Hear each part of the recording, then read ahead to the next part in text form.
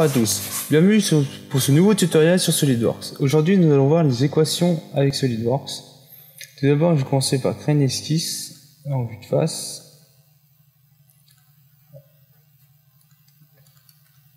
Par exemple, lorsque je vais pouvoir coter une longueur, si j'appuie sur égal, il va pouvoir apparaître fonction. En fait, par exemple, si je mets langue, je vais pouvoir créer une fonction variable.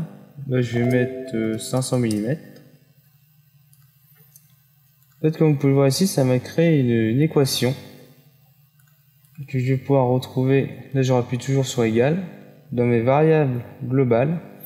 En fait, je vais pouvoir créer des équations comme ça et les multiplier. Par exemple, je vais mettre x2.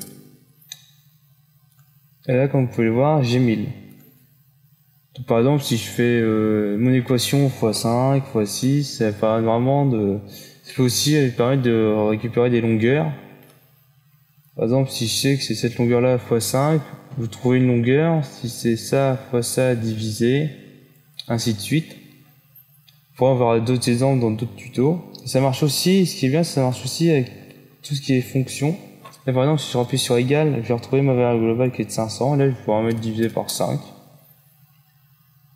Là, je vais valider. Donc là, je peux vérifier que j'ai bien 100, comme on peut le voir ici. Et ça permet aussi, lorsque, comme vous pouvez le voir, là, en dessous de la notation, j'ai mes équations qui est ici. Donc là, si je veux gestion des équations, là, ma longueur, je peux la rechanger. Je peux mettre 400. J'appuie sur OK. Et là, ça va me changer.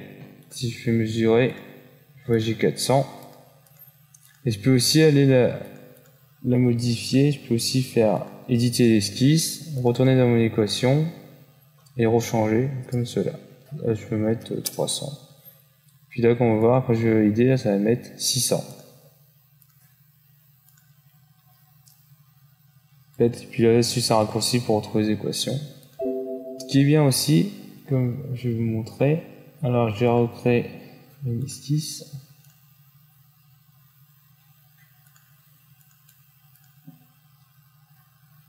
Par exemple, si je dis je mets 500, normalement, là je peux faire égal, appuyer sur mon équation, là il va me dire que c'est D1 esquisse 1, et là je peux faire x2, là ça va me mettre 1000. En fait, je peux sélectionner des longueurs ou des épaisseurs qui sont déjà sur mon esquisse. Par exemple, si là je mets 20, là je supprime ma cote là. Là je peux recoter la longueur. Là je supprime tout ça. Je vais refaire égal 500 divisé par 20. Tiens. Et là je peux sélectionner divisé 6. Alors ce qui est bien aussi, si vous mettez plusieurs, c'est de mettre des parenthèses pour éviter que tout cela ne lance. En fait, c'est comme un calcul basique. Hein. Valider. Et voilà. Puis là, je peux en modifier. Par exemple, je vais mettre cette fois, j'ai supprimé et je vais mettre fois. Et voilà. Ça peut être vraiment très pratique, puis ça marche aussi pareil avec les fonctions. Voilà, c'était tout pour ce nouveau tutoriel. C'était juste vraiment pour vous expliquer à peu près les bases qu'on va voir dans le prochain tutoriel pour la modélisation d'un tiroir. Donc ces équations vont beaucoup nous servir, par exemple pour la longueur des queues d'aronde.